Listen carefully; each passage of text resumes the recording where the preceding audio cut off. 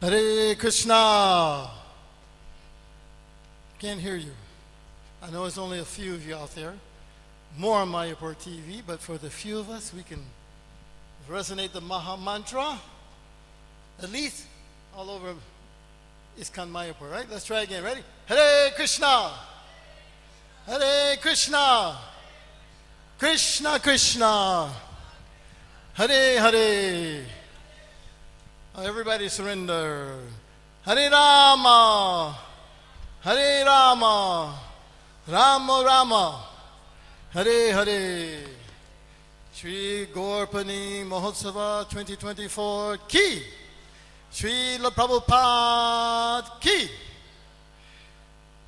So I want to thank everyone for coming to this program. We know it's competing with so many other programs. Gaurapani Festival has been expanding since its inception in 1973.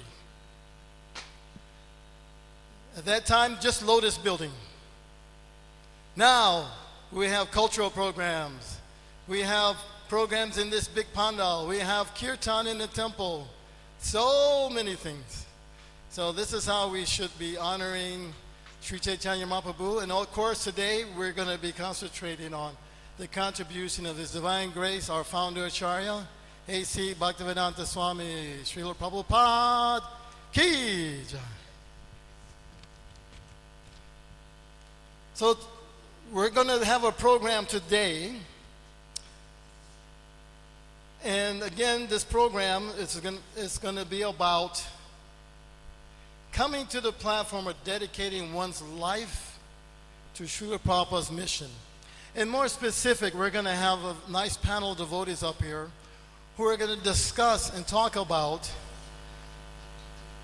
what motivated them to dedicate their lives to Prabhupada, how that's continuing, and hopefully this is going to inspire all of us because, yes, Krishna consciousness means to be conscious of Krishna, right? But it actually is more deeper than that. You want to connect to Krishna? Can you go to Him directly? I can't. But Srila Prabhupada has made it very easy for everyone in the world. He's finally brought us to that mission. So we want to deepen that understanding and that resolve and our focus. And in this way, you will experience more of the bliss of Krishna consciousness. I'm looking for Yadabar. So we have on the stage today with us His Holiness Kavi Chandra Swami Maharaj Ki. He's been a devotee for many, many years in the early days of ISKCON with many services.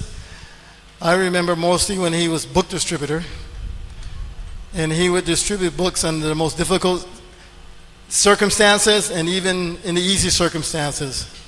And currently he's traveling throughout Asia, many countries, Israel, West Africa, and every year coming to Mayapur and helping us with the parikaram, with his katha. So Maharaj, Lisa, I appreciate your service very much, and let's give Maharaj a nice welcome to the stage here. We have His Grace Savadrik Prabhu. I didn't realize he's Dambasi. He's been here for how many years now? 5 years. And he's also preaching continuously throughout India. And I visited his home the other day. His home is just like a temple. Nice place for programs. So if you get the opportunity, I'm sure he may welcome. Come. You're welcome. You come visit his home. Beautiful deities in Shalagram. And he's also joined the movement back 71, I believe, 72. Yeah, with Dina Bandhu. He's coming from that time. Connection there. And then our other Dambasi, but generally he has to go out to the European countries preaching, but he comes every year to Mayapur. And Maharaj, I hate to say this, but Bhakta Rasayana Maharaj. So please give him a big welcome. And Yadubar's around here somewhere, but he'll be coming up shortly. Because after this katha, we're going to have the film that Yadubar created that was shown worldwide about Srila Prabhupada. So we'll begin this talk. It's kind of an informal talk. I'm going to get some more microphones so that they can interject as needed. But Maharaj, we're going to begin with you. If you can maybe explain a little bit about how you became a devotee and how this serving Srila Prabhupada was so important to you.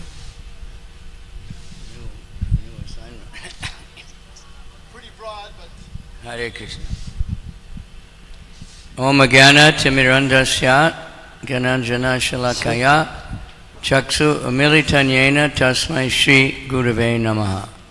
Shri Chaitanya Manobhistam Stapitam Yena Bhutale Swayam Rupa Kadamayam Dadati Swa Padantikam.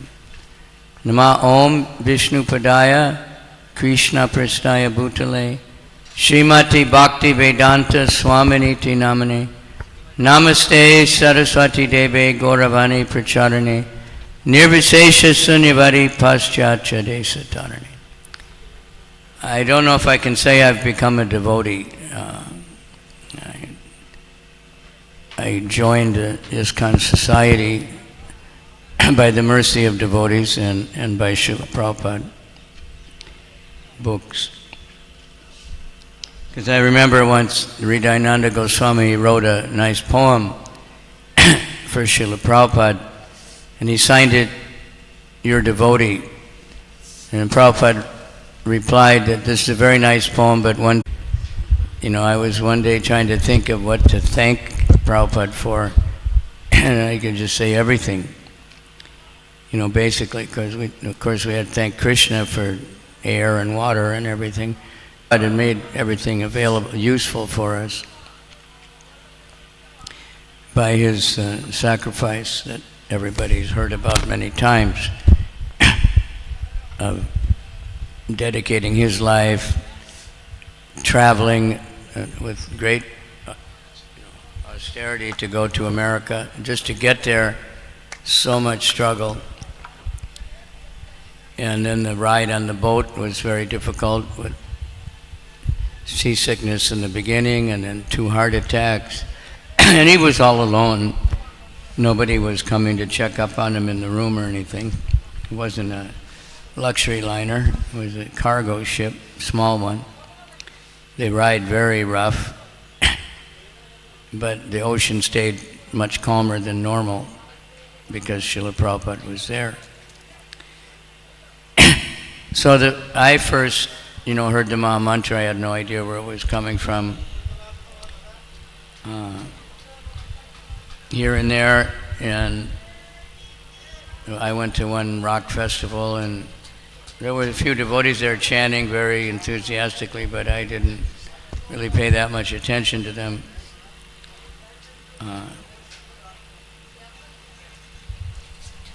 But I heard about Hare Krishna there, Hare Krishna incense. I was always looking for Hare Krishna incense, but there was no such thing. It was spiritual sky. So I got another one from India named Krishna. But that way I started chanting. And then I thought I had to find a guru, so I left Minnesota and traveled to California. And along the way, the George Harrison's song, My Sweet Lord, came on the radio. And we started chanting because we heard the mantra anyway. And heard a few other, I heard George's album, and there was one song, Chant the Names of the Lord and You'll Be Free. The Lord is awaiting on you all, just wait and see. You don't need anything, you don't need a passport, you don't need a visa, all you need is to chant the names of the Lord. So I was thinking I'll do it, but I don't know what the names of the Lord are. I was actually started praying maybe the first time in my life, and I didn't connect it with the My Sweet Lord song. But then, a couple of weeks later, I saw one devotee chanting out in the street very intensely. His name was Narada Muni, and it's interesting. And I thought, that's it. Now I know what I've been looking. I never knew what I was looking for, and that was it. And somehow I met, the devotees had just moved there. They just had their first Sunday feast, so I went. And I was late, so I was all alone. They gave me a lot of prasadam. temple president said, "You're stupid, you're wasting your life. If you don't join right now, the movement's going to go on anyway, and if you don't join, you're going to miss out on all this nectar, and the temples are getting too full if you don't join now. And, just leave your family, give it up, you stupid fool. You're wasting your life." And so I was thinking, yeah, this guy. But I kept coming back. Anyway, that's ever since I was somehow not able to leave the Association of Devotees and the Society. Prabhupada is very, very kind. But ultimately, we connect with Prabhupada. Like I heard Prabhupada saying he met his guru like 4 times.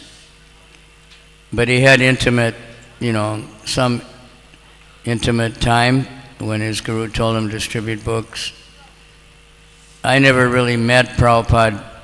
I just was able to attend many classes because I lived in LA and he lived there also in the winter. And a few morning walks here and there. And that it doesn't take much because we had Prabhupada's books. We didn't have any other books.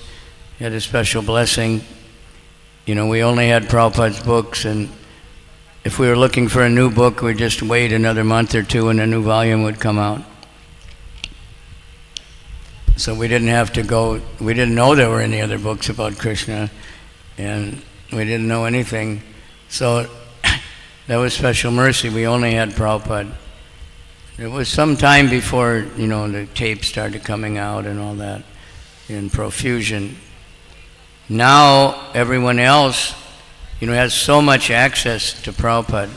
We never knew where he was. We'd get a newsletter sometimes once a month, but he would already moved on, and there wasn't that many letters coming, and everything. There was no internet, no Zoom, no even fax. There's long-distance calls, Prabhupada didn't like them at all. They're too expensive, so we didn't use those very much. But we had Prabhupada's books, and we had his mission. So this thing is supposed to be about giving your life to Prabhupada's mission. So what is his mission? And he made it very clear that he wanted everyone in the world to be Krishna conscious. Even in Chaitanya Charitamrita, he's one purport, he says everyone in the universe. And he says that was maybe he wrote that in 75 or 76 or something. And he actually comments that, you will question, how can this reach out to the universe? And he said the same way that in 10 years it's spreading all over the world here. That's a big mystery. How he told us many times that the historians would wonder, they would question, how did the Hare Krishnas take over the world? Because without firing a shot, there was no revolution, there was nothing like that. This is what we'll know from history. Ramaswar Prabhu, he would, with Prabhupada in 77, and he was curious about those statements.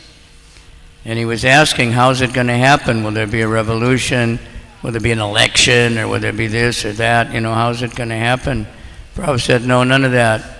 Just by the Sankirtan, that by the spreading of the holy name and the transcendental literature, and more people knowing about Krishna in so many ways, the atmosphere of the planet's going to change.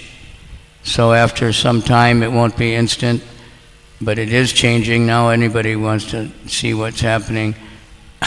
The demons are freaking out, so they're starting more wars and finding more and more ways to spread their hellish, sinful activities. At the same time, more and more people are giving up sinful activities. More and more people are chanting the holy name. More and more people are reading Bhagavad Gita. The books are going out everywhere by many millions. We have a long way to go, but that's Prabhupada's mission. Then when the atmosphere of the planet is lifted up enough, people will demand, better governments, more Krishna consciousness, education for everybody. So Prabhupada, I like I said, I was attracted by devotees. When I first met devotees, even taking prasadam, every couple of minutes, Prabhupada, they would, it was just Prabhupada, Prabhupada did like this, Prabhupada taught like this, Prabhupada did this. So he knew he must be something special, even though we didn't have very many books. The temple had only Nectar Devotion and Teachings of Lord Chaitanya. I think one chapter of the Bhagavatam in the paperback book, maybe the one chapter of Chaitanya Charitamrita, I can't remember. One devotee had one volume of the original Bhagavatam. So we were lucky because we had Nectar Devotion class every day. We had Bhagavatam class every day. But devotees were, they had nothing else to do. They had no other ideas. Everybody was young, so it was very dynamic that we're going to take over the world. This was a common phrase in the early days. Sometimes we think we don't hear that very much anymore.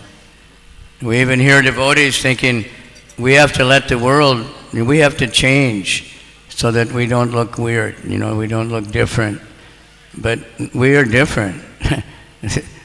Spreading Krishna consciousness is not mainstream, what the media or anybody else wants. It's completely revolutionary. It's a revolutionary to start in the hearts of the, what is it? It says in the Bhagavatam, the dull brains of the conditioned souls. Injecting. Prabhupada was, injecting, and he wanted everybody. And he inspired, and we even see now so many people very inspired. Sarvadrik Prabhu will probably talk. He meets all these young students, and they're so inspired by Prabhupada. Even though they only heard a tape or they read some literature. But that's all it takes, because it's not like he's not here. He's much more present, And we heard over and over again, the books are better than I am. And, when somebody would be going off to be with Prabhupada when he was crossing America or something, service and separation is better. So everyone has got that opportunity now. But not only that, but access to Prabhupada's lectures are there for everybody online. You can get one stick with everything, unlimited hours and hours. You can download everything. You can listen online. And there's so many books now. Devotees who were intimately traveling with Srila Prabhupada. And we can learn so much from those. So we have to not only just learn a little philosophy, but know the person, this person, that actually lived with us, that somebody from the spiritual world that actually lived with us. Prabhupada everything he did was fascinating. Every time he spoke, and somehow they fell for it, and they gave the money, and then that was it. The money was gone. So Prabhupada heard about it, and the lawyer said, "It's impossible, you'll never get your money back. It can't be done." Prabhupada personally guided the lawyer. Now, we know we don't have any evidence that he ever studied American law, right? But he knew, because Krishna just guided him. So he got the money back. Same thing in Juhu. He kept telling devotees, don't sign it off. And the lawyer and everybody else was telling the devotees, it's useless, you can't possibly win, and even if you do, nobody will come to a temple in Juhu. It's too far away. And everybody believed it. Like only Prabhupada, understood. Now 10,000 come every day. 30,000. How many? 30,000 on the weekends. On the week, I say every day is 10,000. I heard 1 lakh on Sunday.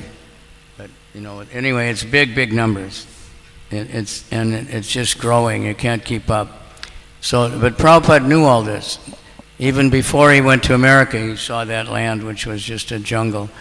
And But then the same thing there. And they signed it off. And like it's all finished. But Prabhupada immediately said, no, wait a minute. No money's been, they haven't given the money back yet, so that's not valid.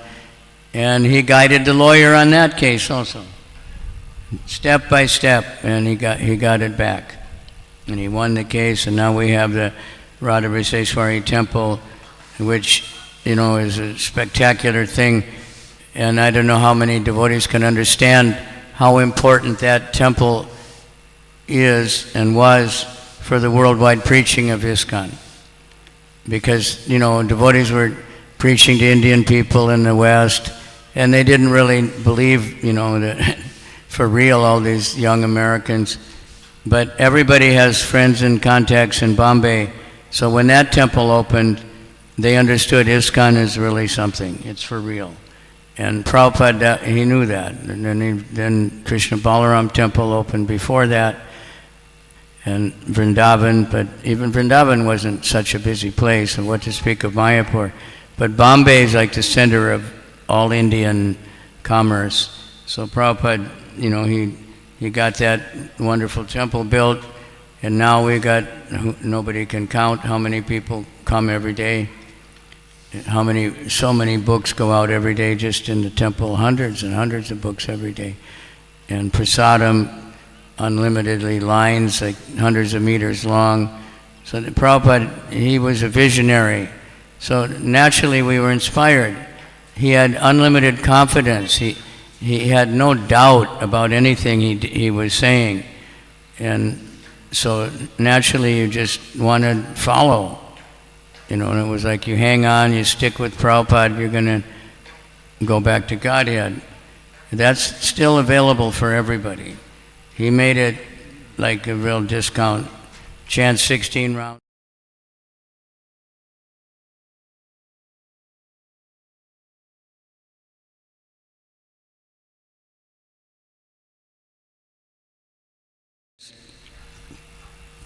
And he said, of course, there are rules and regulations. But then he said, if you're just beginning, you don't have to worry about rules and regulations. Sometimes now we stress the rules and regulations more than we stress chanting. But Prabhupada stressed the chanting because then the rules and regulations automatically follow. If we chant like, in ecstasy or, just chant attentively. So he gave us everything. He gave us, what's the goal. He gave us how to achieve the goal, why we should why that should be our goal. To get out from the material world. The goal is to become a servant of Krishna. That was a new concept, and Prabhupada himself, there's many talks, especially from the early days, before his Bhagavad Gita was published, and every so-called version of the Bhagavad Gita in English, and probably Hindi also, the commentator didn't follow Bhagavad Gita. They just didn't believe in Krishna.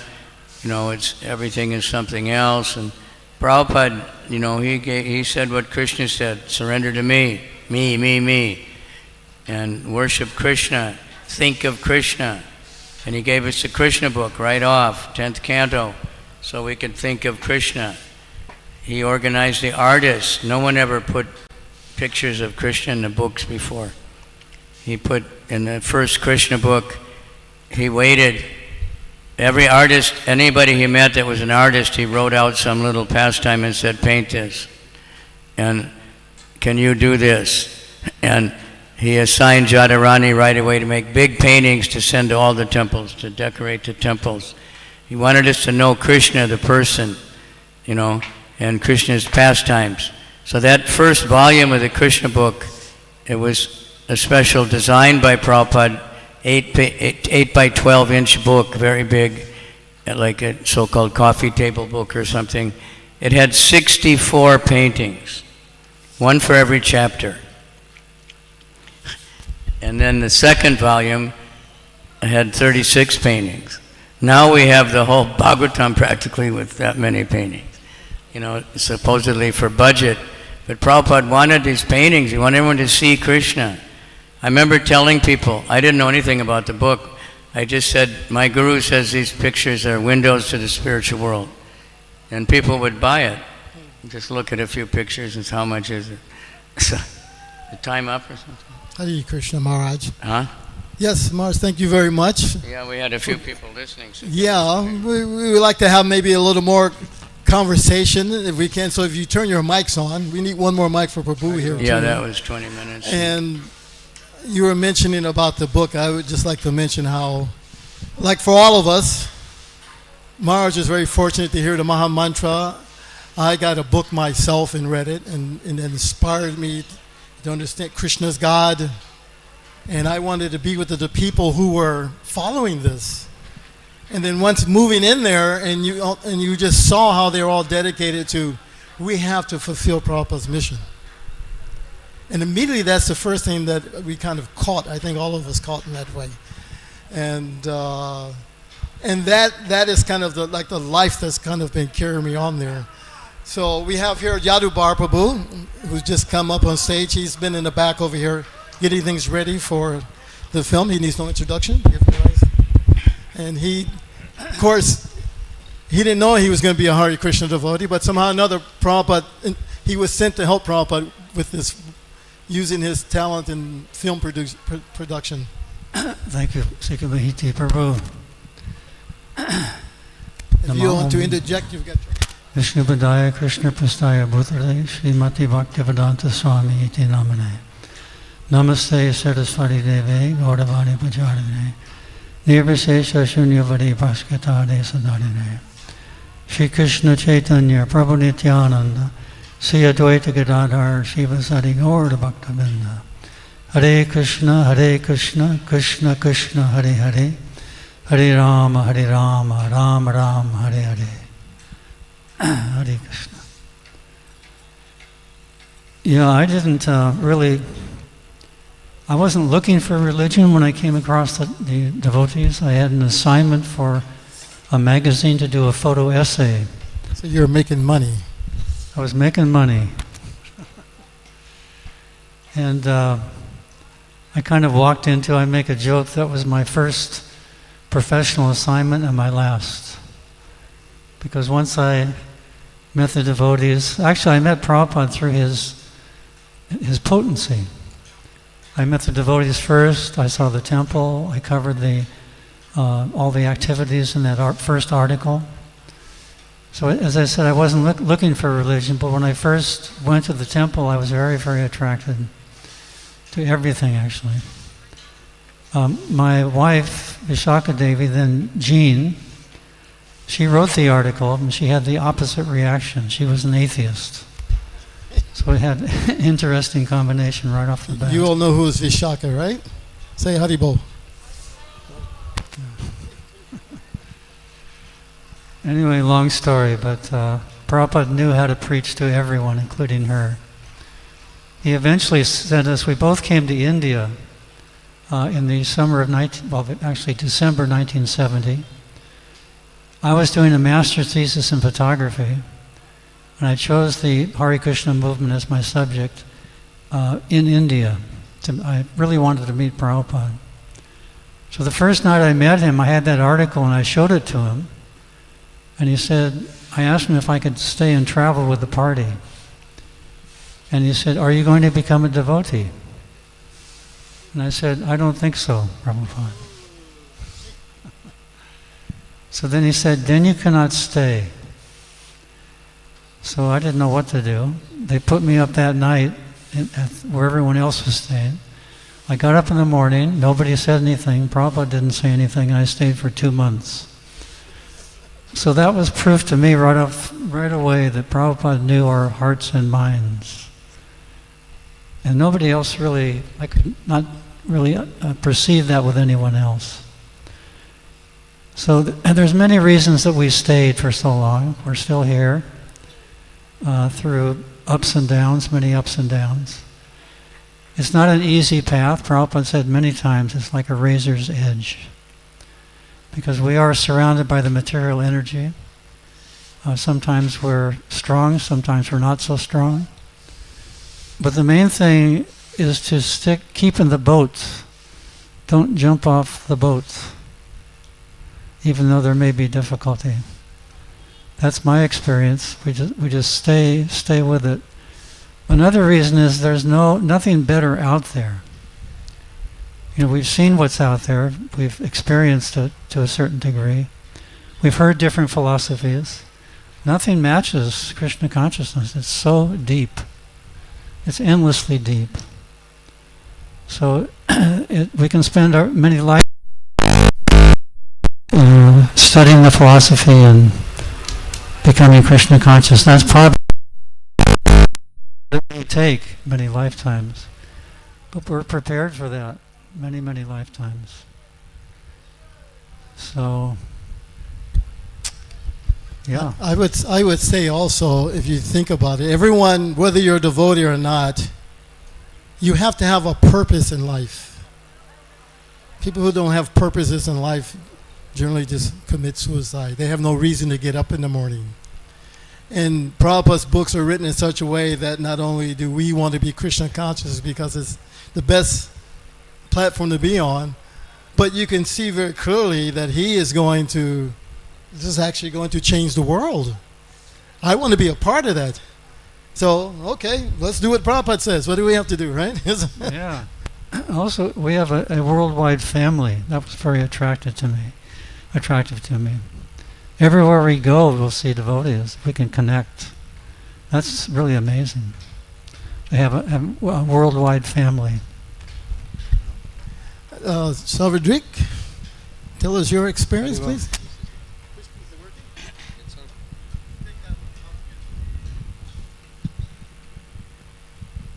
Hare Krishna. Namo Om Vishnu Padaya. Krishna Prishthaya Bhutale. Krishna Krishna. Sri Mate Bhakti Vedanta Swamini Namine. Namaste Saraswati Devi Gauravani Pracharane. Nirvishesha Shunyavadi Paschatya Deshatarane. He Guru Jnanadadina Bandho Swananda Data Kurunaika Sindhu. Vrindavana Sina Hitavatara. Prasida Radha Pranaya Prachara. Nama Sheshta Manumapi. Sachi Putramatra Sarupam Rupam Tasyagajamurapari Matarim Goshnavatim. Radha Kundam Girivaram Mahorajika Madhavasam. Prapto Yasya Pratita Kripaya Shri Gurum Tam Natusmi. Vande Nanta Advutashwayam Shri Chaitanya Mahaprabhum. Nichopi Yat Prasadat Sad Bhakti Shastra Pavartaka. Nityanandamaham Nomi Sarvanandakaram Param Harinama Padam Devam Avaduta Shiromanam. Jai Shri Krishna Chaitanya Prabhu Nityananda Shri Advaita Gadadhar Shivasari Gaur Bhaktavinda. Hare Krishna Krishna Krishna Hare Hare. Hare Ram Ram Ram Hare Hare. Vancha Kopatubhishcha Kripa Sindhu Bhevacham. Patitanam Pavanebhyo Vaishnavibhyo Namo Namaha. So I'd like to comment first on something that Maharaj said, that I'm very happy to have the opportunity. What's that? You can hear? Okay. Okay. Okay. Maharaj is giving me good instruction. So I have good fortune of spending time with extraordinary college students. We have ashrams in most of the IIT colleges here in India. IIT is the most respected institution in the whole country.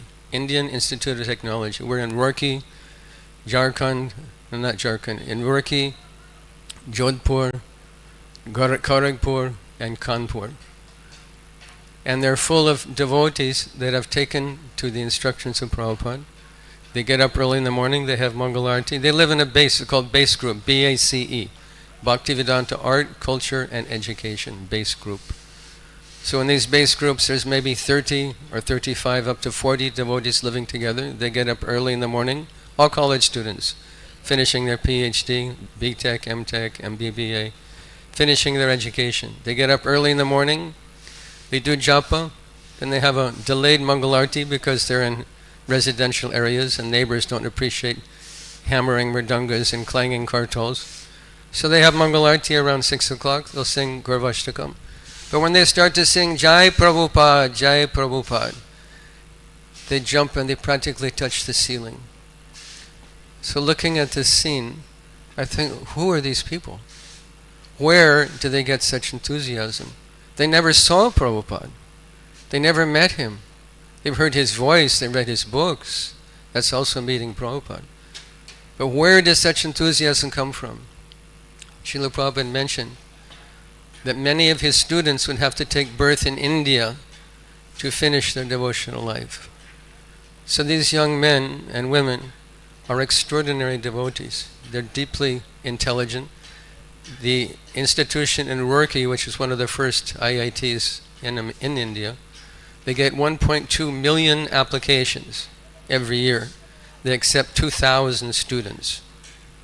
There's 2 exams you have to crack before you even are considered as a student. So who is it that is going there? The intellectual cream of the whole country. And they're becoming our devotees. And when they hear about Prabhupada, they're so thirsty to hear about Prabhupada. They're so thirsty to chant his name. Because Prabhupada said, many of my disciples will have to take birth in India again. And many of these people, I think, they must have been my godbrothers and godsisters in their last life. So affectionate, so appreciative of devotees, appreciative of Prabhupada disciples. So this is brought to mind, Maharaj was saying. So people ask me, Sarva, what was your personal association with Srila Prabhupada? This is the story. Maharaj can understand he spent time in Los Angeles. So we joined in Portland, I joined in Portland when Dinabandhu Prabhu was the temple president. I didn't know anything. Some friends said, come to the temple, Hare Krishna temple. Hare what? Hare Krishna. Then what's Hare Krishna? Oh, they're like yogis. I thought yogi shmogi, who cares? No, they have this delicious, free vegetarian feast every Sunday. Okay, now you have my attention, let's go. When are we leaving?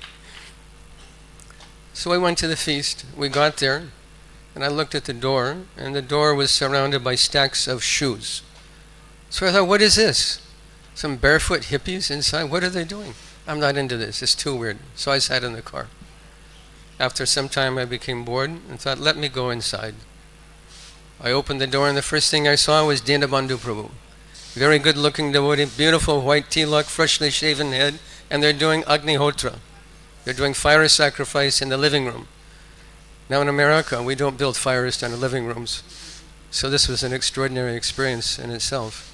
And everybody's offering their businesses to Gaur Nitai. I said, okay, I can bow down. I bowed down to Gaur Nitai. Then they put this Havan Samagri, barley, ghee, and sesame in my hand. And I'm looking at it. Is this the feast? I'm supposed to eat this? I drove all the way across town to eat this? This is vegetarian food? But I look around and, well, no one else is eating it. I said, no, you have to put it in the fire and say swaha. So I put the grains in the fire, I said swaha. Then we took the feast. I was very, very embarrassed to even eat in front of these angelic, effulgent devotees. I was like a street dog that wandered into Prabhupada's temple, and they patted me on the head and fed me something. So somehow or other I took prasadam. Afterwards we did Tulsi Puja, Tulsi Arati, Yani Kani Chappapani Brahmahattadikani Cha. I watered Tulsi Devi. So that evening I watered Tulsi, I offered grains to the sacred fire. I took prasadam and I offered my obeisances to Gaur Nitai, and my life was never the same.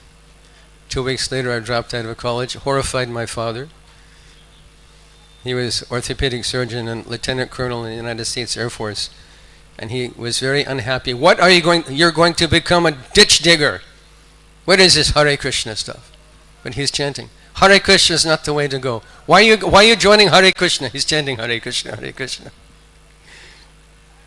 But I got everything in ISKCON. Joining ISKCON was the best decision of my entire life. Best decision, bar none. So we decided to see Srila Prabhupada. He was in Los Angeles. And the whole west coast of North America converged on Los Angeles, California. 1974. Seattle, Washington, Vancouver, BC, Portland, San Francisco, Laguna Beach, San Diego, all came to see Srila Prabhupada in Los Angeles.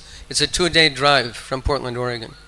We drove one day, Portland to San Francisco, next day San Francisco to Los Angeles. We arrived worn out, tired, and dirty, but we wanted to be strict brahmacharis, take baths, change cloth, and go to Sandhya Arati.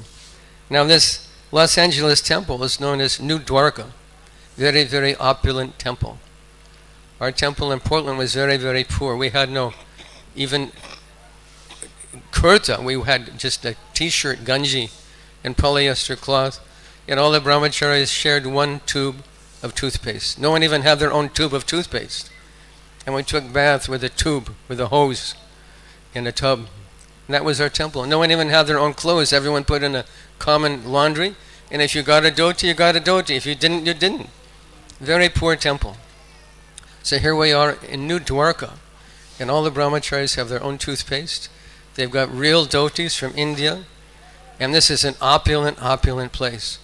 So we walk in the side door of the temple. I followed my godbrother Shrestha to the side door of the temple. Up the stairs. We figured that's where the bathrooms are. So there's 3 doors. I opened the middle door, and Srestha Prabhu was in there taking a shower. So I'll just use the bathroom next door. But it wasn't a bathroom. Next door to that room is Srila Prabhupada's room. And I opened the door, and Srila Prabhupada standing there chanting japa, and he says, "Yes." I said, "Hare Krishna." I was very shocked to see Srila Prabhupada standing there, the first time I met my Guru Maharaj. And being very shocked and thinking I'm barging into his room unannounced, disturbing him, I simply closed the door. Then I thought, my God, I didn't even offer my obeisances to him. So outside the door were his shoes, so my good fortune was that his shoes are available to put my foolish neophyte head, offer my obeisances out the door. So what is the meaning of this story? It's actually a profound story for all devotees that never had the opportunity for the personal association of Srila Prabhupada. He said 1 word to me, I said 2 words to him. That's the sum total of my personal association with Srila Prabhupada. So how am I sitting here today? What maintains me? What is it that maintains my spiritual life? Prabhupada said 2 things, Vani Seva, Vapu Seva. Vapu Seva is temporary because our own body is temporary. It's destined for destruction. This is the law of nature. No one can check it. Guru's body, Sishya's body, disciple's body. No one can check the onslaught of material nature, the onslaught of time. Kalosmi, Bharatar Shiva, Krishna says. But what maintains us, what is important, what is the essence of our relationship with our Guru, is to hear Vani Seva, to hear his instructions, to serve his institution, to follow his instructions. This is what maintains my life, and this is exactly the same thing that will maintain your life. Because what you have at your fingertips is the same thing I have. No different.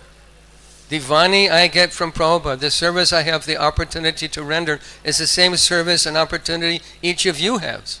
No different. People go, oh, Prabhupada, disciple, you got so much mercy. That mercy is available to you equally. Much more, yes, good point. Prabhupada said the grand disciple, the grandson or granddaughter is more dear. He gets more mercy. Grandparents simply give love and affection. We got chastised because we were so nonsense, didn't know anything. Didn't know what is fire sacrifice. We didn't know what is Tulsi, what is Gita, what is Murti, what is Kirtan, what is Bhajan, what is Mridanga. Nothing. What is prasadam? You thought sesame seed was prasadam. We figured out what prasadam was, yes. So Prabhupada is available to each of you in this way. And this is the substance of our life, is hearing. Bhagavatam says, Yasyam vai shoyamananam Krishna paramapurajay. Bhaktir utpadyate pumsa shoka moha bhayapaha. Just by hearing, by having oral reception, allowing the sound vibration of Srimad Bhagavatam especially to enter our ear. Shoka moha bhayapaha. Illusion, fear, and lamentation are destroyed, and bhakti upadyate pumsam. Bhakti rises up in our heart. Hearing is so important.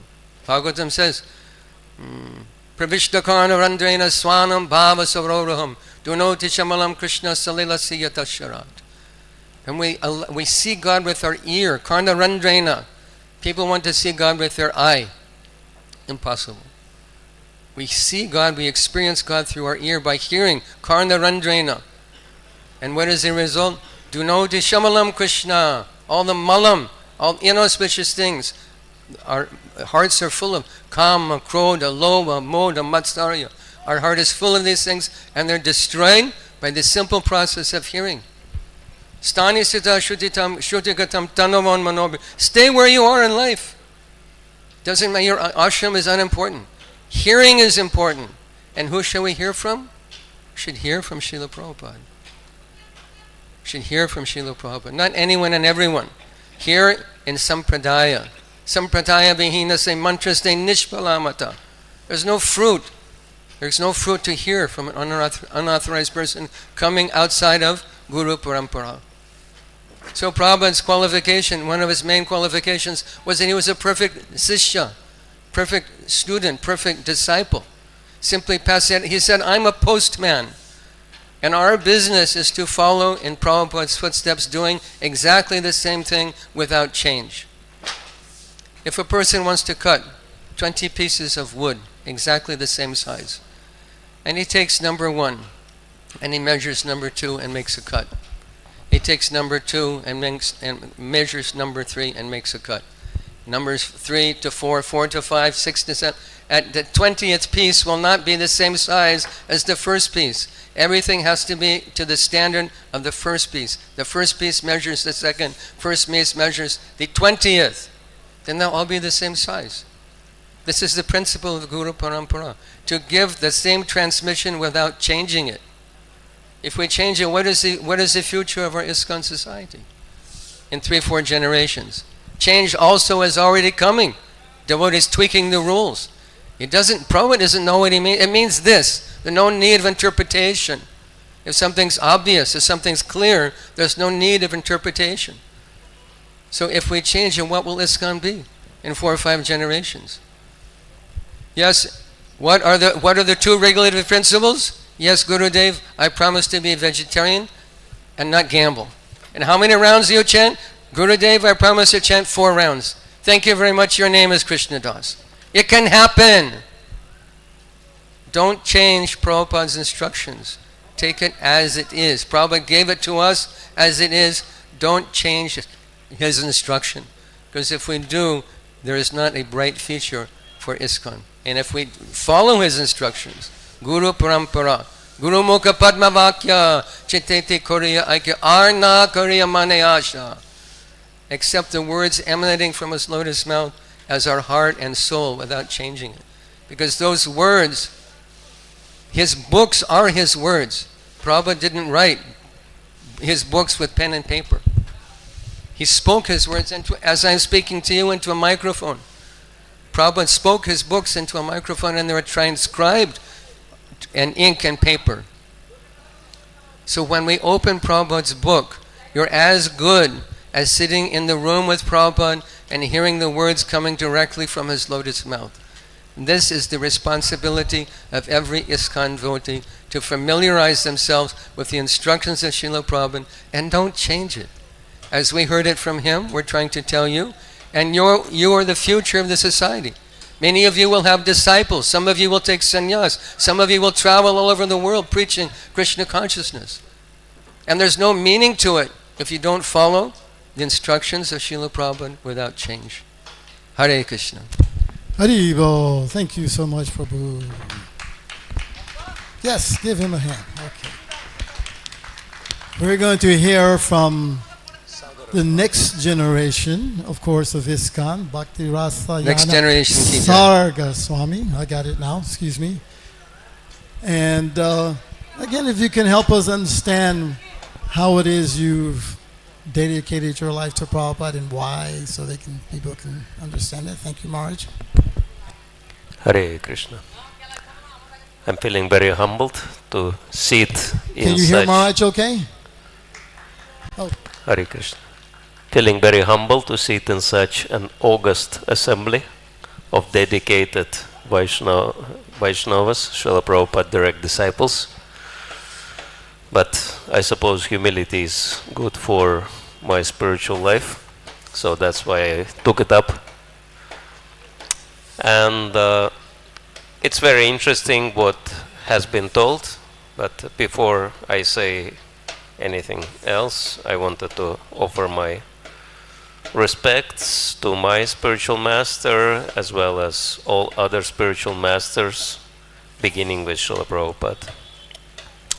Om Agyantimirandasya Ginanjana Shalakaya Chakshuranmilitam Yena Tasmai Shri Gurave Namaha Shri Chaitanya Mano Bhishtam Stapitam Yena Bhutale Swayam Rupa Kadam Ayam Dadati Swapadantikam Nama Om Vishnu Padaya Krishna Prishtaya Bhutale Shimaji Bhakti Vedanta Swaminite Namine Namaste Saraswati Devi Gauravani Pracharine Nirvishesha Shunyavadi Paschatya Dashatarine Shri Krishna Chaitanya Prabhu Nityananda Shri Advaita Gadadhar Shivasadi Gaura Bhakta Vrinda Hare Krishna Krishna Krishna Hare Hare Hare Rama Rama Rama Hare Hare Budaya Mahatprema Puravibur Nirmaya Kshate Damusha Purusha Bhungte Gunan Sadasatmakaya Lankrishishta Bhagavan Vacham Sime Hare Krishna. So, yeah, it's a very interesting question. How are we connected to Srila Prabhupada, even though physically Srila Prabhupada doesn't seem to be present, even though he is present physically. We can see Srila Prabhupada sitting right next to us. And some may say, but yeah, this is Srila Prabhupada's statue, that's not him. But if we understand the philosophy, if we accept the philosophical conclusion that Srila Prabhupada had his form made with flesh, and now he has another form, but physical form is not the person. Person is the soul. And if the soul is pure, then through the super soul, we can always have access to that soul. That's why Srila Prabhupada is always present. And, it's a serious subject matter, but I wanted to say few instances from different parts of the world how Srila Prabhupada is still, even physically present with us. The temple I was trying to develop also has life-size Prabhupada's murti. And one time there was a renovation in the temple, and few workers were there, and they were painting the walls. And of course, because the paint has very strong smell, they kept the windows open, but it was late autumn, it was pretty chill outside. And so they were dressed up because of that. And they kept looking at Srila Prabhupada. And when one devotee entered, they expressed their appreciation. They said, this old Indian man seems like a real yogi. He's not, he's dressed so lightly, and he's not even bothered, doesn't seem to be bothered by the cold. Maybe, and he's not even complaining about the work and everything. Amazing personality. Maybe you could give him something warm to dress, to wear. So devotees were thinking, even outside people, they appreciate Srila Prabhupada being present with us, what to speak of devotees. Another instance, it was Africa, and I'm sure a few of you had experience, at least Kavichandra Maharaj, I know he has good experience of African preaching. And in many countries, the criminal activity is very high. So there was one instance in one of our temples, there was an armed robbery So the robbers came into the temple with machine guns, and they told everyone, you have to lie on the floor with your face down. We're going to have robbery here.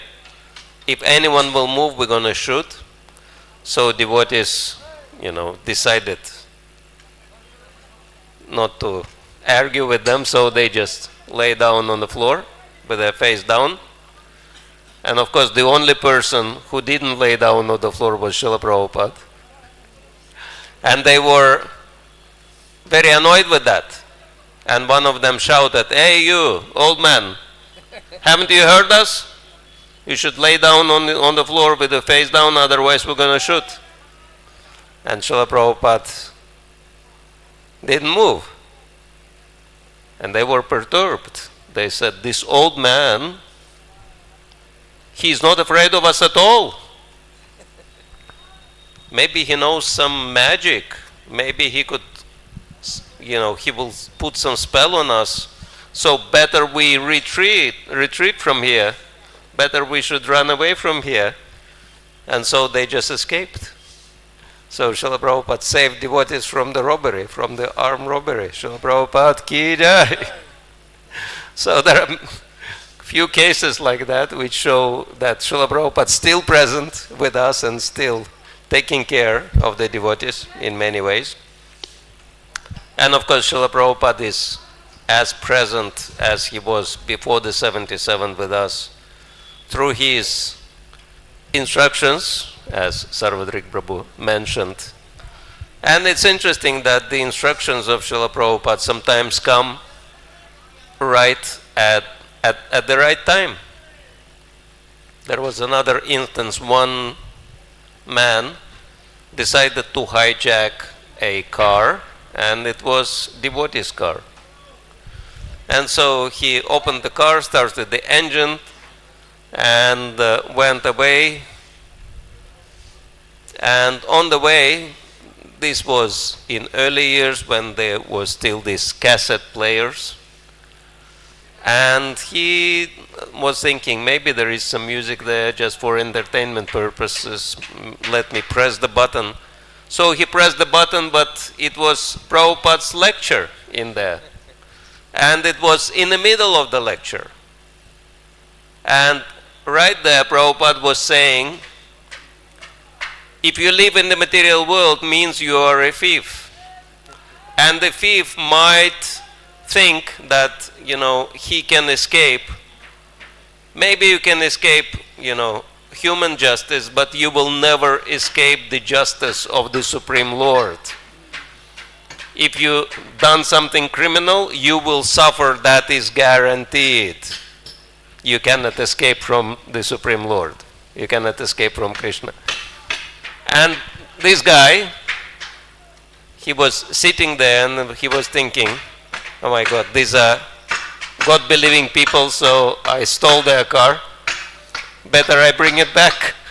Otherwise, I don't want to suffer. I don't want to, be under God's punishment. And so he brought the car back and he apologized to the devotees. He said, I had no idea whose car it was, so please have it back. So these instances seem to be funny, but I'm sure that the devotees were not experiencing them as funny when they were going through them. But this is how material world is working. It says that one person's tragedy, another, person's comedy.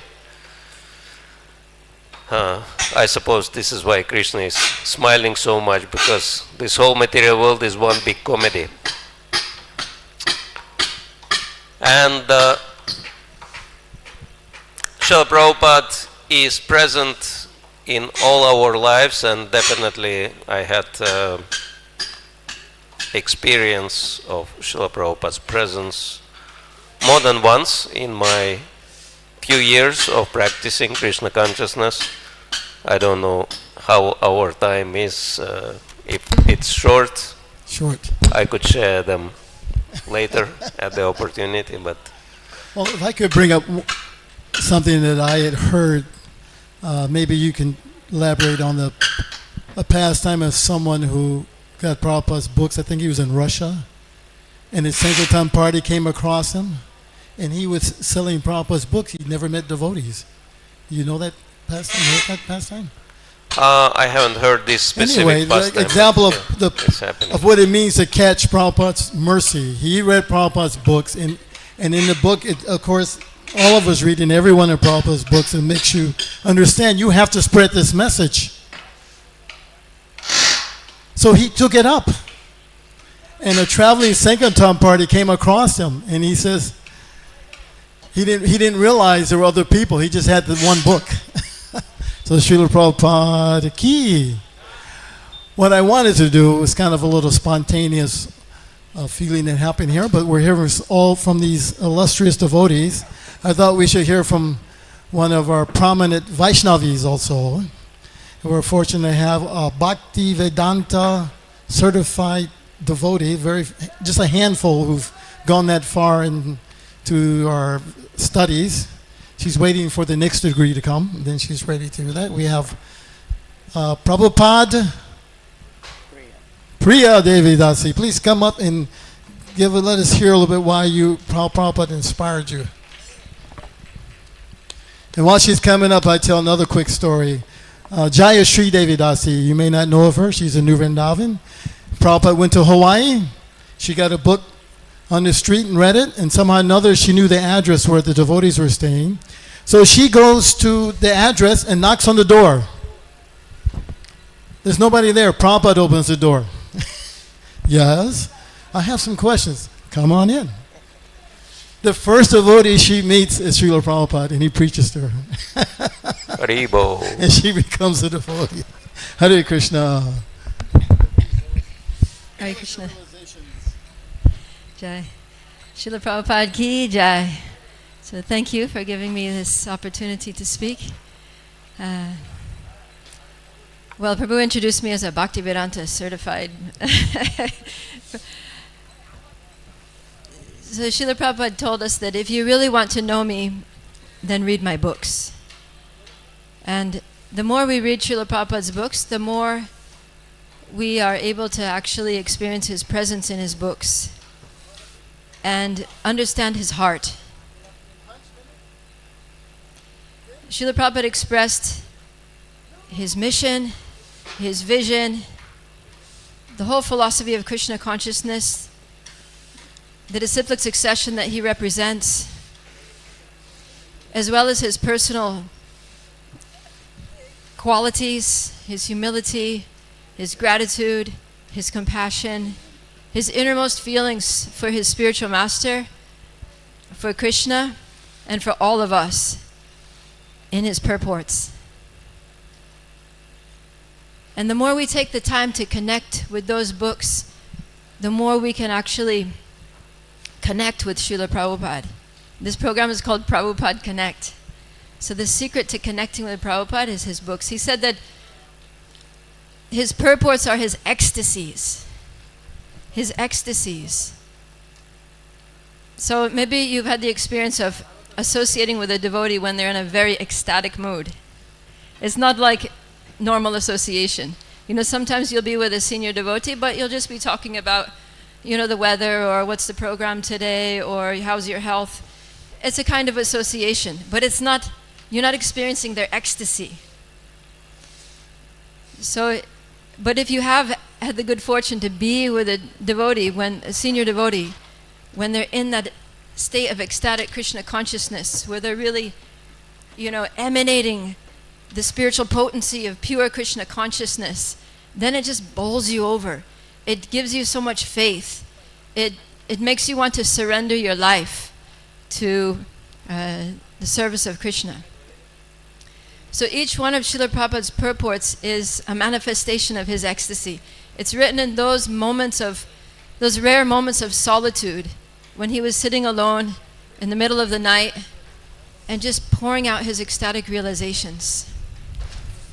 So out of all the association that we can get with Srila Prabhupada, the most intimate, the most spiritually deep association is available in the Bhaktivedanta purports, which are there for practically every verse of Srimad Bhagavatam, Bhagavad Gita, Chaitanya Charitamrita, and so many other books that Prabhupada wrote. Actually, this morning I was reading a book. It's a book of Srila Prabhupada's poetry. It's called The Shower of Divine Compassion. If you haven't read that, please try to get your hands on it and read it. It's in the bookstore. Wonderful book. Okay, good. Yeah, and Namhata bookstore. so there, it's all the books, it's all the poems that Prabhupada wrote. Some of them are very well known, like Markine Bhagavat Dharma and Krishna Tava Punya Habebai, the poems that he wrote on the Jaladuta. And there's also Vrindavan Bhajan. And then there are also some long poems that he wrote as offerings for his spiritual master. We know of Adore, Adore Ye This Fine Day, but there are two more that he wrote in Bengali. And it's interesting, Prabhupada wrote the Bengali verses in the same meter as Chaitanya Charitamrita, so you can read them in that meter. And those poems are so deep. And I was particularly moved by the second one of those poems in the book. It's called Vaishishthya Ashtakam. Yeah, Vaishishthya Ashtakam, in which he's expressing his despondency on how, on the departure of his spiritual master, he feels like his spiritual master's movement was just plunged into disarray. And primarily due to his godbrothers not following the order of Srila Bhaktisiddhanta Saraswati Thakur.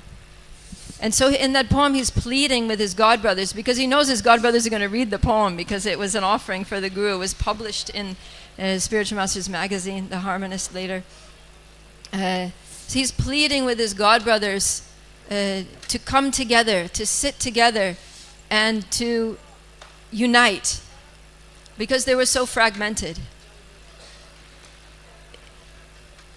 He was very feelingly, he was imploring his godbrothers, let us just sit together. Let us strategize how to spread this movement. Let's stop just thinking about our own material comforts and what we have to gain from taking advantage of the wealth that our spiritual master has left us for our sense gratification, for our name and fame. Let's use the resources that he's left to us for spreading his movement. So it was with so much feeling, so much heart, and it was very moving. It moved me deeply. And I felt like that was a message for us too, that now that Srila Prabhupada, after his physical departure, he's left us with so much. Of course, especially Prabhupada's direct disciples, they all played such a huge part in establishing it, in creating that for the rest of us, for us second generation, third generation, future generations of devotees who will come. When I walk into the temple here in Mayapur, I think I'm so indebted, because I did nothing practically to build this temple. Well, I distributed some books, and maybe the money from my book distribution went to building Mayapur. But as far as, it was just handed to us on a silver platter by the grace of the blood, sweat, and tears of so many of Prabhupada's direct disciples that worked to build our movement in the early days when there was nothing.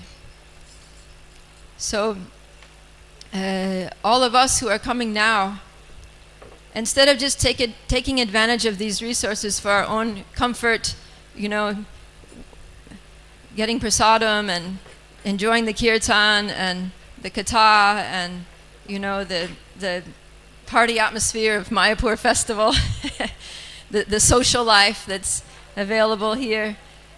Let's really try to sit down together and talk about how we're going to use these resources, build on these resources to spread Srila Prabhupada's movement further and wider all over the world. Srila Prabhupada ki jai. Grace Prabhupada. Priya Devasi ki. So we'll just have some informal conversation leading up to Yadobar, who's going to describe about the movie that he produced that went worldwide. And I thought I'd just mention another pastime experience I had about with Srila Prabhupada, in a sense of the effect Srila Prabhupada had on everyone. After joining the movement and being in the temple for maybe about 5 months, Srila Prabhupada was finally coming to Chicago.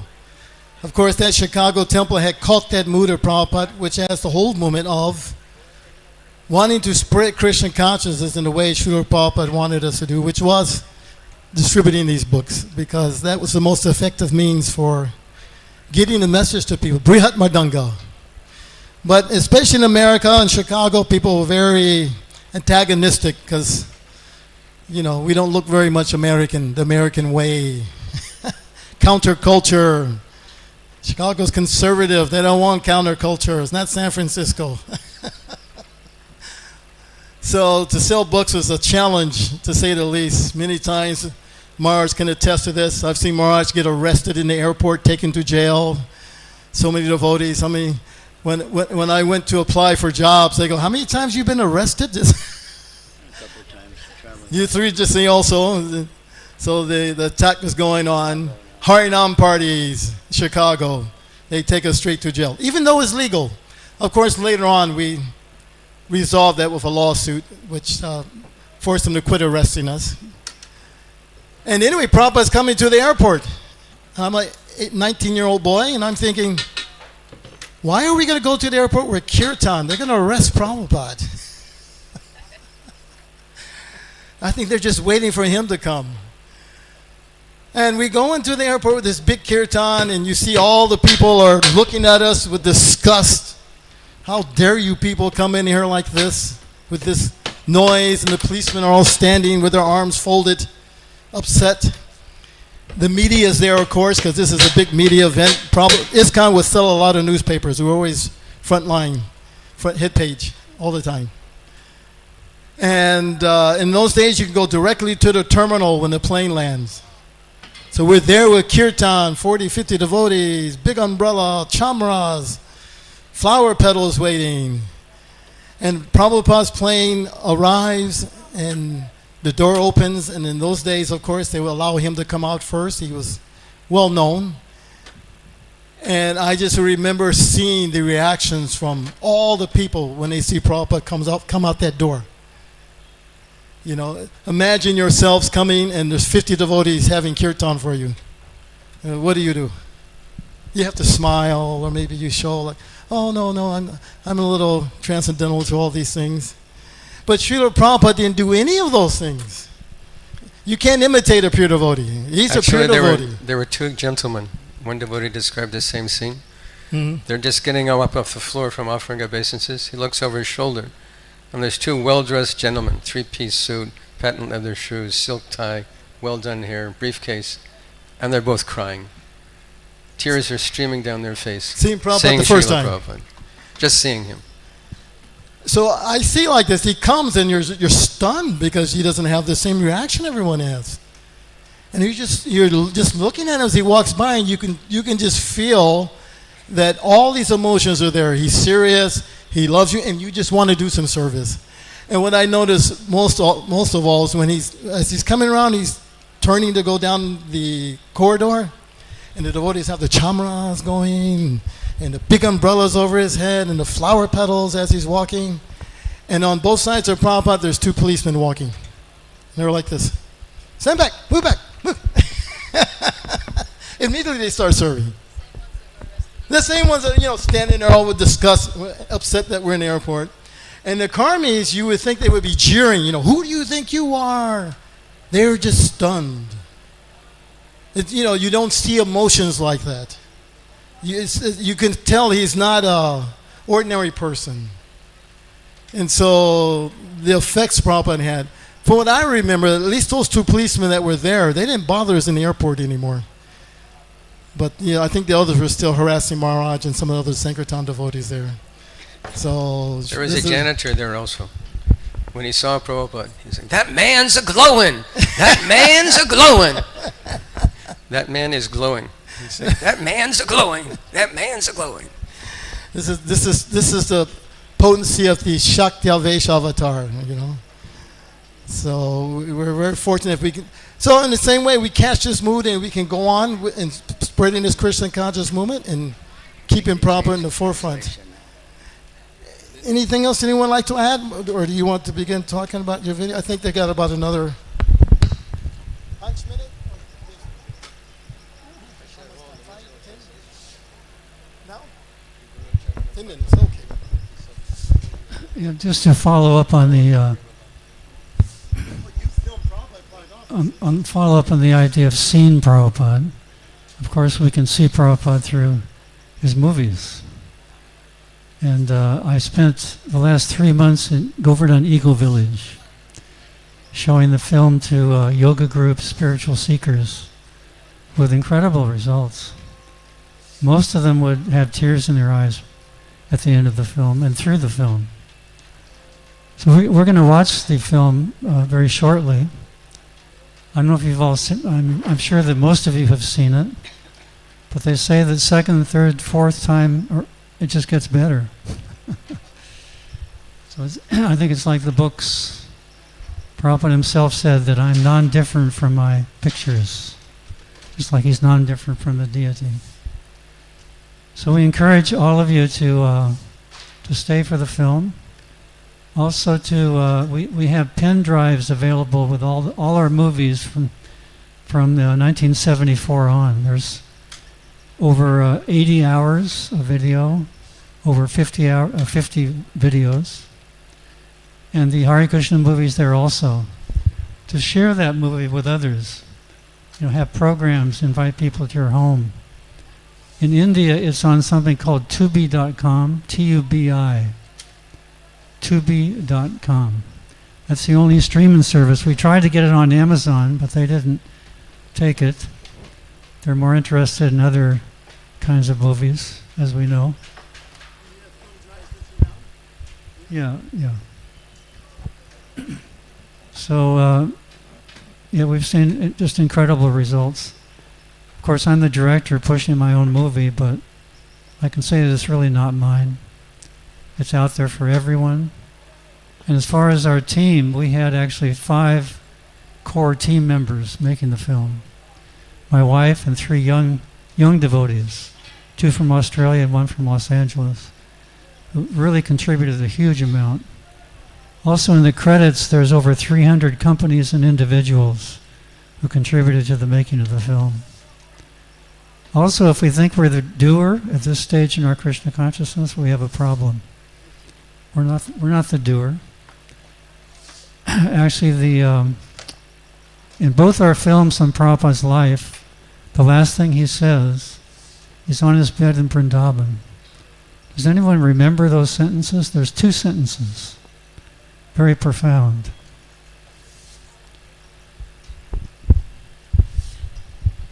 Something like how everything is happening by the will of Krishna. Everything is happening under Krishna's control. Yes, everything is acting, moving by the supreme desire of Krishna. This consciousness is Krishna consciousness. Okay, yeah. So that's a very profound statement. Krishna's doing everything according to our desire. We have our desires, he has his desires. The good and the bad. The bad is, lessons for us. Many times profound lessons. And I'm finding in my journey through Krishna consciousness, there's many tests that we face to see if we're actually ready for the next step. So we should see everything acting, moving as the supreme desire of Krishna. In that way, there's nothing to lament or hanker for. What do you think? Srila Prabhupada ki. So we want to give a nice round of appreciation to all the devotees who are speaking to us today. And we hope this all motivates us all to be more Prabhupada-centric and make this our goal and our focus of life. And we're going to have this film within a few minutes, so we would hope that maybe let's have an old-fashioned Hare Krishna Kirtan. We'll have Kavi Chandra Maharaj. You feel like chanting Hare Krishna for 5 minutes, Maharaj? Lead us in Kirtan? No? Okay, we go to the next. He's going to be busy making sure the film is going. So, Prabhu, lead us in some Kirtan. I'll give you some cartels. Simple Kirtan, like they used to do in the 60s. Yeah, they didn't have all the instruments. We just had the Maha Mantra. Sorry, Maharaj. Chant. Hare Krishna, Krishna Krishna, Hare Hare, Hare Rama, Rama Rama, Hare Hare.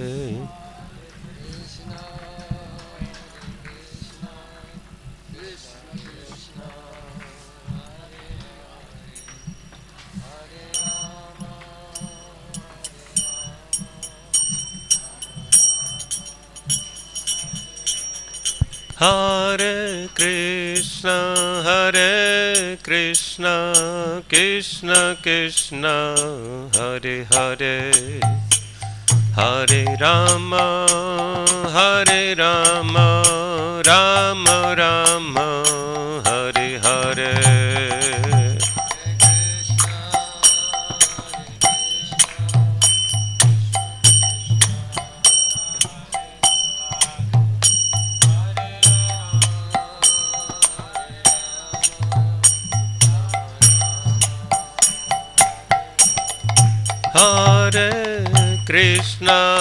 Hare Krishna, Krishna Krishna, Hare Hare, Hare Rama,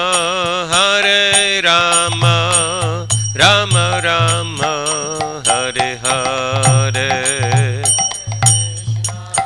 Everyone can clap.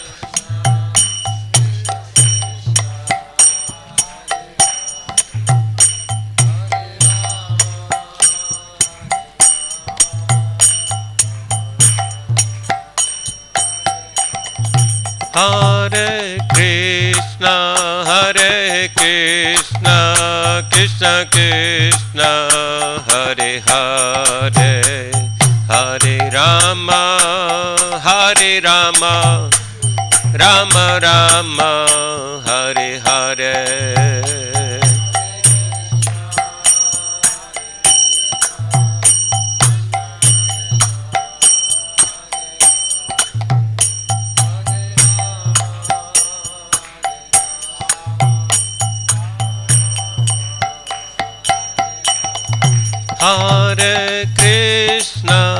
Hare Krishna, Krishna Krishna, Hare Hare, Hare Rama,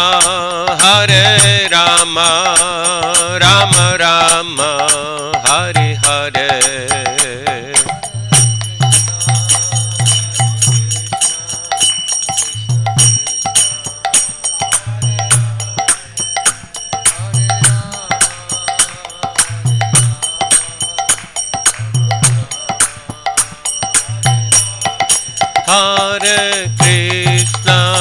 Hare Krishna, Krishna Krishna, Hare Hare, Hare Rama,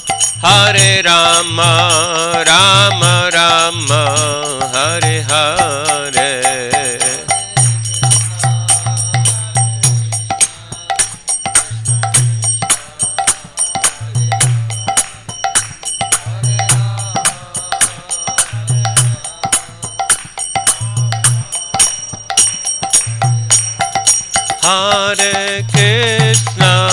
Hare Krishna, Krishna Krishna, Hare Hare, Hare Rama, Rama Rama, Hare Hare.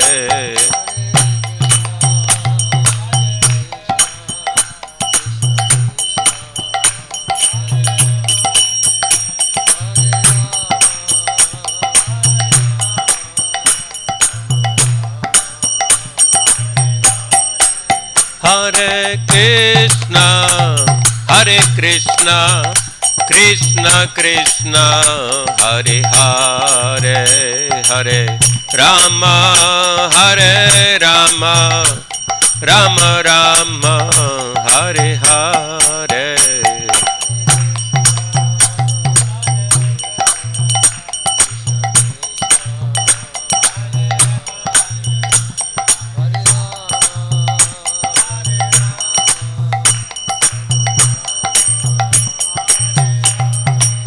Jaya Prabhupada, Prabhupada, Prabhupada, Srila Prabhupada.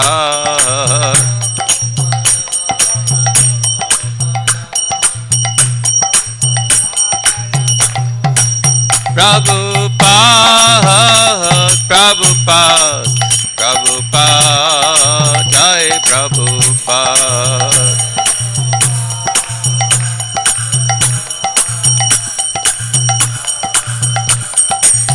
Jaya Jaya Prabhupada, Prabhupada, Prabhupada, Jaya Prabhupada.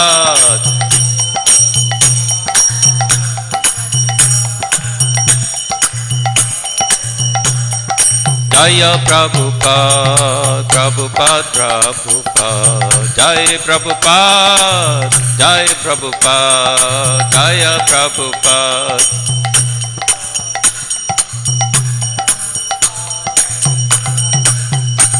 Jaya Prabhupada, Prabhupada, Prabhupada, Jaya Prabhupada, Srila Prabhupada.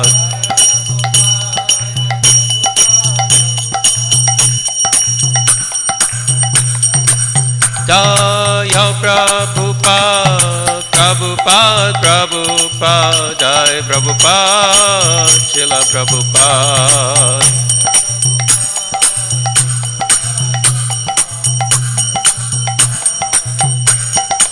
Jaya Prabhupada, Prabhupada, Prabhupada, Prabhupada.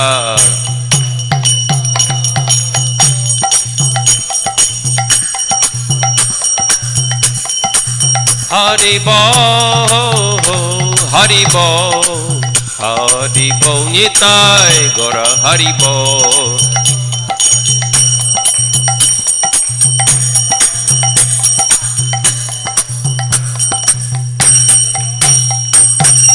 Shri Harinam Sankirtan Yagya ki jai, Srila Prabhupada ki jai, Nitai Gaur Premanande.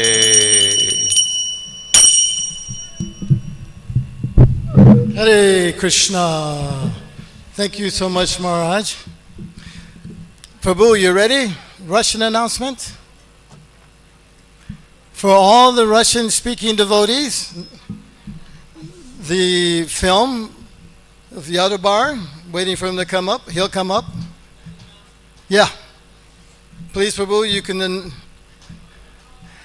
It will be shown in the Samadhi Auditorium in about 10 minutes, if you want in Russian. But I think if you're here, you can hear in English. You need Russian? Then you need to go Samadhi.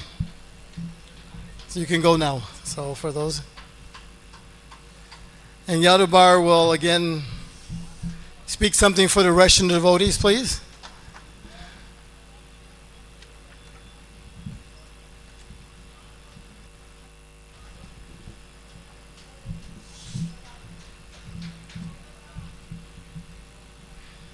Hey, Prabhu,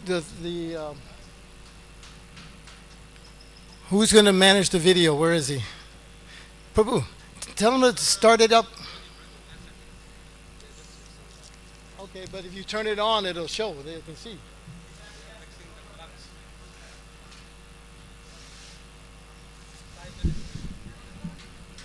Why don't we do this? We'll do some questions and answers while we're waiting. We got about 5 minutes.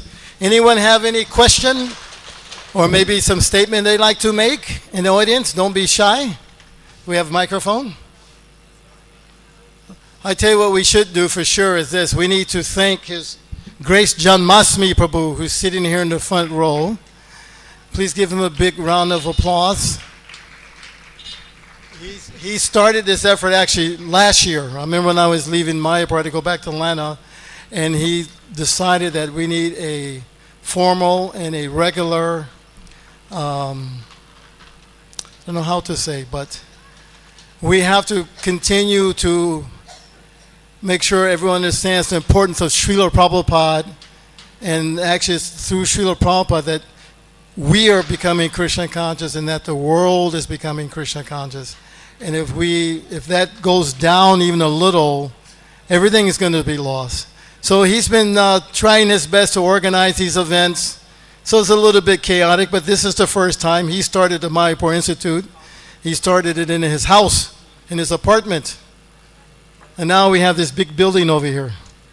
So things take a little time. So you are the first generation of this Prabhupada festival. Actually in Atlanta, we have maybe Balabhadra Prabhu. He started this maybe almost 20 years ago. We call it Srila Prabhupada Super Saturday. The first Saturday of the month, we have a special program in the evening just centered around Srila Prabhupada. And it's packed. Now, too many other temples have started doing it, but at least in Atlanta. And we want to welcome also His Grace Hari Sari Prabhu Ki. Do you have any strength to say something to us? We only have 3 minutes. It would be so. You can stand right here. You don't even have to. And just a little hearty bowl, please. Come. Hold on, Yadu Bar.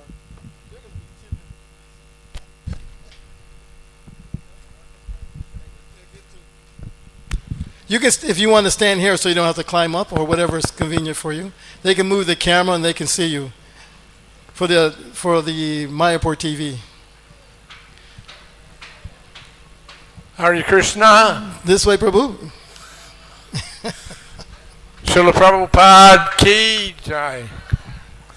So I only heard about this meeting this morning early on. I apologize, I should have been aware of the programs, but sometimes my level of awareness is not that good. But it's always overwhelming to see how Mayapur has developed. I know we say it again and again, but Prabhupada envisioned a city of 50,000 people.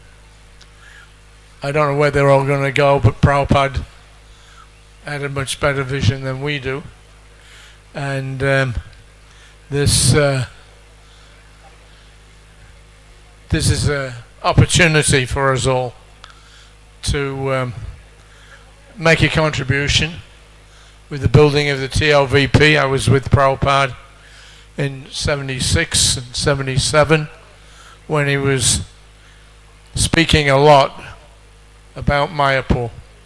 It was his next big project. He'd done Vrindavan, he'd done Bombay, and now he was going to focus all of his energies on Mayapur. So he left that to us.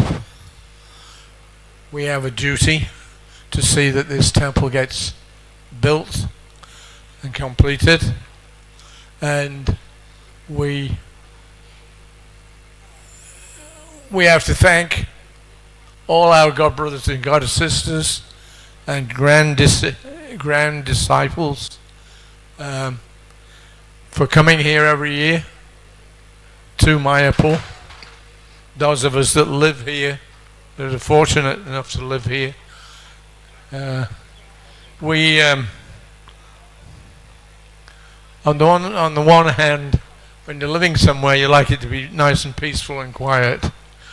On the other hand, if it's a project like Mayapur, you want it to be packed up day and night with visitors, and we want to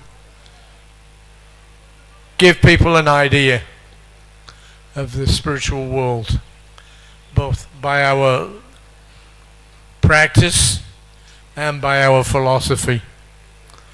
We've been working the last few years on the TLVP. We have just recently settled on what we want to have in the west wing of the TLVP. West wing means on the Ganges side there. So we've settled up 4 floors of exhibits which will demonstrate Krishna consciousness from various points of view, theological, philosophical, etc. So it's going. We're very encouraged. The Nrsimhadev wing, I just read this morning, I think it was, is going to be finished, complete, within a couple of months when we get to Lord Nrsimhadev's appearance, Nrsimha Chaturdasi. The aim is now to, apparently the funds are there, and they're going to finish that side of the temple. So that's, some momentum is coming up. I think that Ambarish got very encouraged when we did this pujas to inaugurate the Nrsimhadev wing.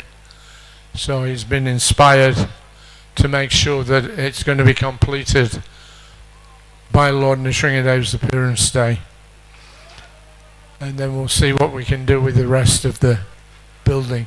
The aim is to get it opened fully by 2026.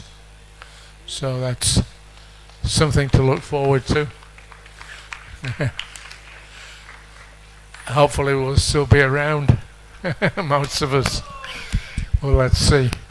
I just got news yesterday. One of my godbrothers, his name is, it was Upananda, and then later on he became Avadut Maharaj. So when I emigrated to Australia at the age of 21, after some months I met the devotees for the first time. I got a Back to Godhead magazine. I went away to work in the mining camps for a few months. I came back from there to go to Sydney to find the devotees. And on the way there we dropped off. The train stopped in Melbourne. So I went for a walk around Melbourne, downtown. And the devotees had just started a new temple. And I approached one devotee and asked him, do you have anything there that tells you what God is? So he got really excited, and he was able to pull out a Back to Godhead magazine.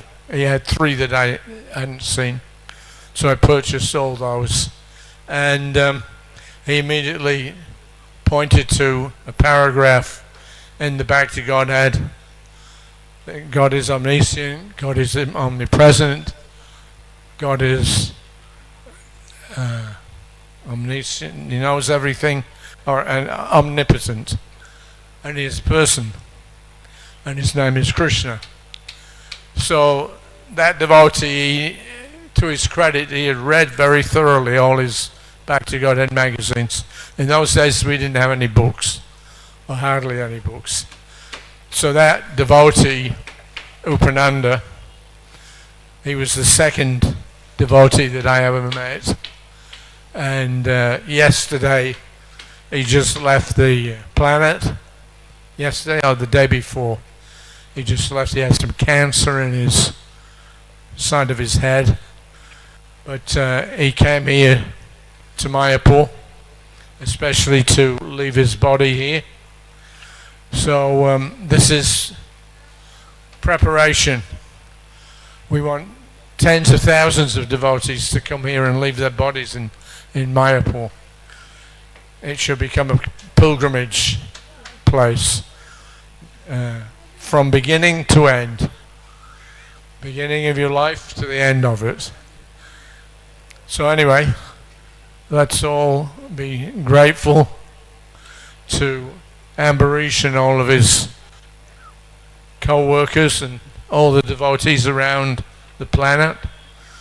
We can have this inconceivable Mayapur Bhumi. We can at least get a little glimpse of the spiritual world. So, Srila Prabhupada ki jai. His Grace Hari Sari Prabhu ki.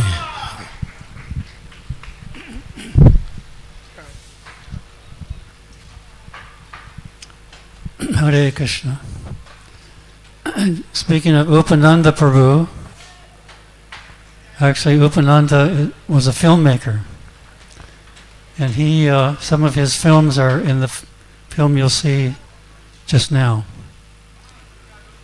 So I'm very sorry to hear he has left, but he has a glorious destination.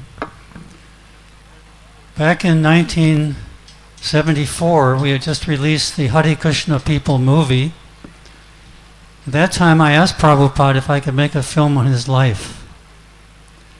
His response was, "What is the need?" Prabhupada's humility. I said, people in the future will want to know who started the Hare Krishna movement. So Prabhupada thought for a minute, then he agreed. So in 1975, we spent many hours with Prabhupada in his quarters in Los Angeles on morning walks, his translation, and filming for that biography. So the film you're about to see is actually a contribution by quite a few filmmakers, probably at least a dozen. So we're not the only filmmakers, there were quite a few who contributed. The Hare Krishna movie took us 4 years to make. It was originally a request by Hari Sari Prabhu. Do you remember? To make a film for the TOVP. And my thought at the time was, we already have a film on Prabhupada's life, Your Ever Well-Wisher. Why do we need another one? In fact, that film was translated in quite a few languages. Not an easy task to make another film. We hesitated for some time, but then realized that we needed to do it because that was an old film format, the quality was not so great. So we took up the task. In the beginning, it was bewildering, where to start. We had a mountain of material, 47 hours, and hundreds of hours of interviews. Where to start, where to go next. It was a challenge, to say the least. But I can say that Prabhupada was with us throughout. There's many moments that we call it Krishna magic or Prabhupada magic that happened. And again, I don't consider this my film or our film, it's everyone's film. So thank you very much for coming. I've got to come down and give the password to start the film. So we'll stop here. Thank you so much. Hare Krishna. Srila Prabhupada ki.